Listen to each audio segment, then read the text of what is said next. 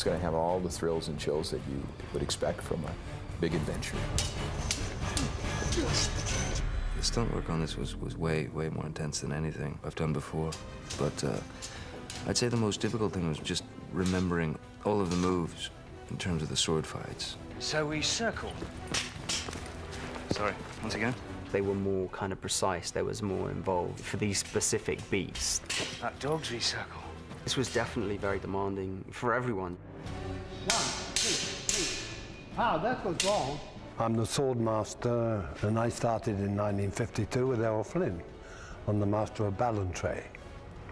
That gives me 50 years of service in the film industry. You name a sword fighting sequence that blew your mind in any huge movie, it was Bob. In, out, in, out. Screen fighting is choreographed stuff which both combatants know about, and they make it as large as they can so that it is picked up by the audience. Bob Anderson understood acting with a sword. He said, just because it gets faster doesn't mean to say it's better. He said, you know that as an actor, it's the beats in between. You're taught to hold it. Then you're taught how to use it. Attacking, you use the front edge of the blade.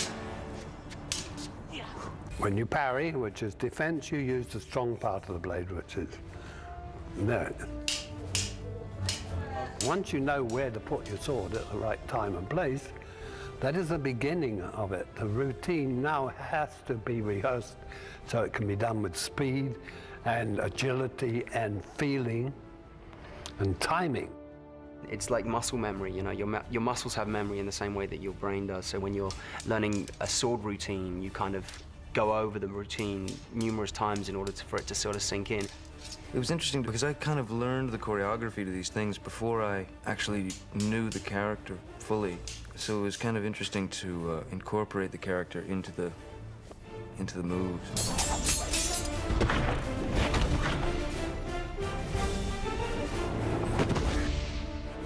When I had my meetings with Gore, he presented his concept, and I got excited listening to Gore explain his vision of the project because he has the energy of a little kid. I loved Captain Blood, Crimson Pirate, you know, all of those movies. It's just that there's something about piracy.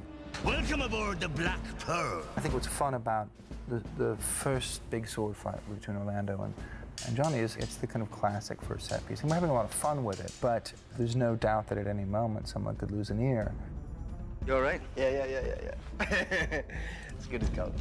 We go through an exhaustive rehearsal process with everybody, and it's pretty intimate. What I call my quiet time with the actors, where we talk things through and take sort of a low-key internal approach to it.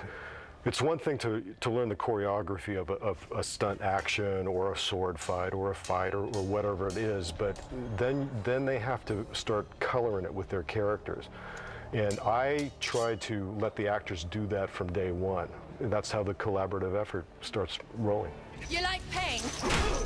Try wearing a corset. When I first read the script, I was like, oh, this is going to be easy. I'll sit in the back of carriages, I'll wear pretty dresses, I'll pout a bit, you know, it'll be fine. But actually, I've had a lot of stunt work to do, which, for somebody as lazy as me, has been rather challenging. I've been standing on this plank for 2 days, absolutely petrified. I mean, completely petrified. So when the time came to jump off, Gore, the director, said to me, you know, you don't have to do this. We can get Sonia, your stunt girl, to do it. I was like, I've been standing up here for 2 days. Do you really think that I'm not going to jump off this thing? I came up smiling, actually. It was fantastic. I was just so glad that I had hit the water and I was still alive and that a shark hadn't jumped out and eaten me. You know, it was great.